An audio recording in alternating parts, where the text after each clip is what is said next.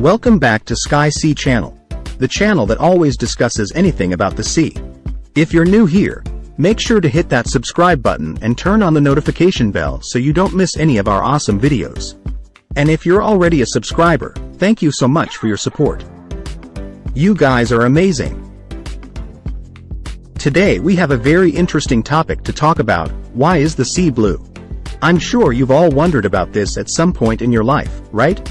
Maybe you've even asked your parents or teachers about it, and they gave you some vague or boring answer like, it's because of the reflection of the sky, or, it's because of the absorption of light. Well, guess what?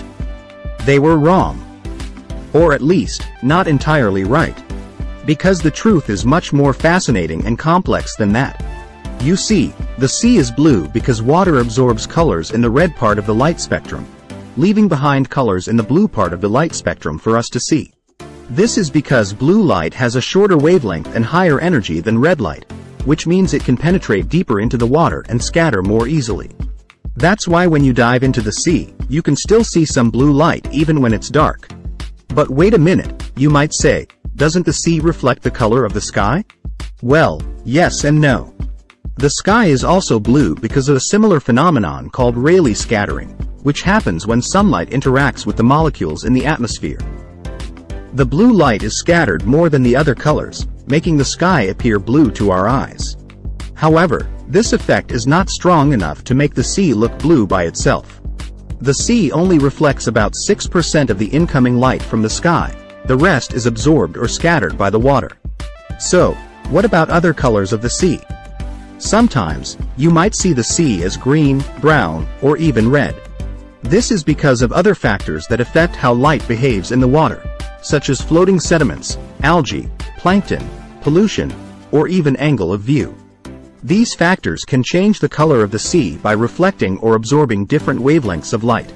For example, when there is a lot of algae or plankton in the water, they can absorb more blue light and reflect more green light, making the sea appear green. This is actually good for marine life, because it means there is more food and oxygen in the water. But sometimes, too much algae can cause problems like algal blooms or red tides, which can harm fish and other animals. When there is a lot of mud or sand in the water, they can reflect more yellow or brown light, making the sea appear brown. This is usually caused by erosion or human activities like mining or construction. This can also affect marine life by reducing visibility and clogging their gills. And when there is a lot of iron or bacteria in the water, they can reflect more red light, making the sea appear red. This is often a sign of pollution or contamination from sewage or industrial waste. This can be very dangerous for marine life and humans alike by spreading diseases and toxins.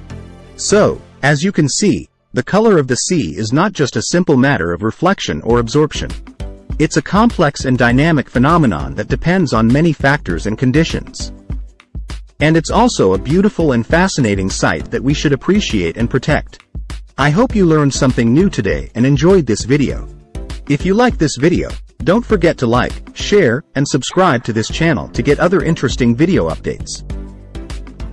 Thank you for watching. And I'll see you next time on Sky Sea Channel.